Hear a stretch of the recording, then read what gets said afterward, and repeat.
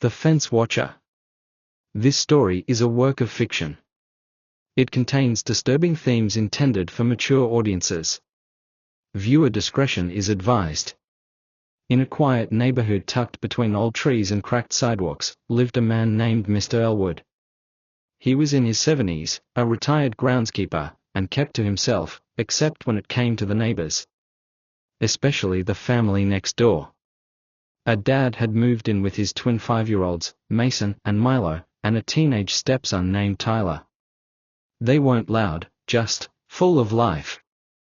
They played in the backyard almost every day, soccer, tag, and tossing around crab apples that fell from the edge of Mr. Elwood's gnarled old tree. To Mr. Elwood, this was war. He claimed the kids were stealing his flowers, trampling his lawn, eyeing his tools. When a foam ball accidentally bounced over the fence one afternoon, he screamed so loudly it made Mason cry. But that was just the beginning. Over time, the family began to notice odd holes drilled through the wooden fence. Small, round ones. Like peepholes. Tyler plugged one with a stick, only to find it cleared the next day. Milo poked a stick into another, laughing and calling it Mr. Elwood's eyeball. They thought it was a game. It wasn't. One gray Saturday, while the dad was mowing the front lawn, the boys were kicking a ball around back. The ball rolled over the fence again. Before anyone could say a word, Mr. Elwood appeared. From his side of the yard. With a rusty rake in his hands. His eyes were wild. "You little thieves," he shrieked. "You've been crawling in my yard like raccoons. Poisoning my soil. I see you." He charged through the gate, swinging the rake like a madman. The kids screamed and ran, Tyler grabbing the twins and trying to shield them.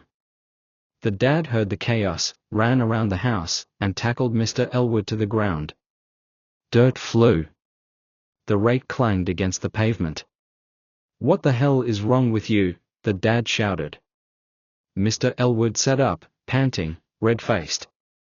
He reached into his garden bucket, grabbed a crab apple, and hurled it at the dad, missing completely. "Stay out of my head," he yelled. One of the twins, Milo, giggling nervously, picked it up and threw it back. Straight into Mr. Elwood's mouth. The man gasped. His eyes bulged. He clutched his throat, choking. He collapsed on the lawn. The family froze.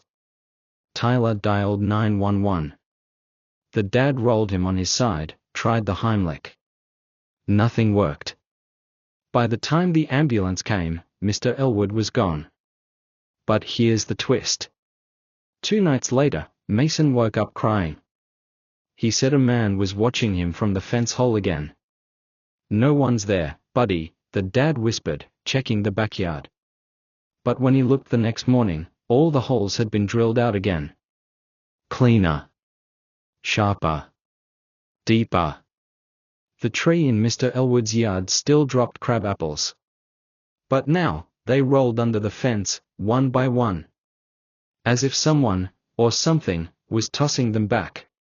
Thanks for listening to Darkly Disturbed. If you enjoyed this creepy tale, don't forget to like, comment, and subscribe, and watch your fence line.